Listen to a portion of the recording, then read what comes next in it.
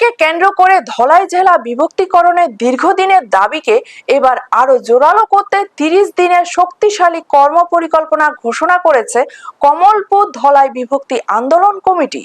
দ্বিতীয়বারের মতো আয়োজিত এক সাংবাদিক সম্মেলনে কমিটির সদস্যরা জানান, কমলপুর, দুর্গাচৌমুহনী, সালেমা এবং লংতরাই ভ্যালির একটি অংশকে নিয়ে নতুন জেলা গঠন এখন সময়ের দাবি।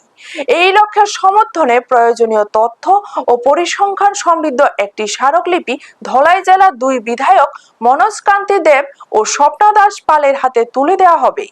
কমিটির মতে, জেলা সদর দূরবর্তী হওয়ায় সাধারণ মানুষকে প্রশাসনিক কাজে চরম ভোগান্তির শিকার হতে হয়। তাই নতুন জেলা গঠিত হলে শিক্ষা, স্বাস্থ্য, কৃষি ও যোগাযোগ ব্যবস্থার আমূল পরিবর্তন ঘটবে। এটি কোনো ব্যক্তিগত স্বার্থ নয়, বরং এই অঞ্চলের মানুষের অধিকার ও সার্বিক উন্নয়নের দাবি। সাংবাদিক সম্মেলনে তপন যাদব, অর্জুন দেব ও প্রণব ভট্টাচার্য সহ আন্দোলনের প্রধান মুখেরা উপস্থিত থেকে স্পষ্ট বার্তা দেন যে আর কোনো আশ্বাস নয়, এবার বাস্তব পদক্ষেপ নিয়ে দ্রুত নতুন জেলা গঠন করতে হবে। ব্যুরো রিপোর্ট, নিউজ তৎকাল 24।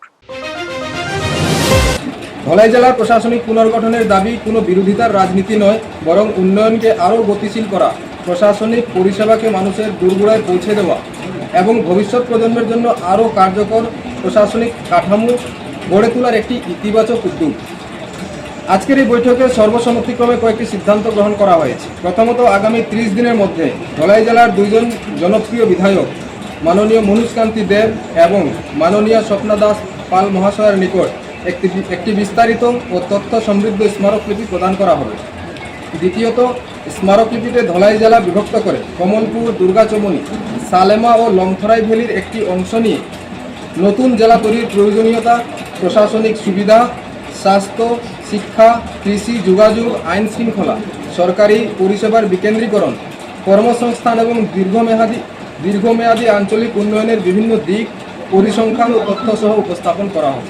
তৃতীয়ত, আমরা মাননীয় বিধায়কদের কাছে বিনীতভাবে অনুরোধ জানাবো যে ওনারা বিষয়টি ত্রিপুরা সরকারের নিকট যথাযথভাবে উপস্থাপন করে কমলপুর মহকুমা সহ অত্র এলাকার জনগণের দাবিকে সরকারের দৃষ্টি আকর্ষণ করাতে সহযোগী ভূমিকা গ্রহণ করবেন। আপনারা দেখছেন নিউজ তৎকাল 24।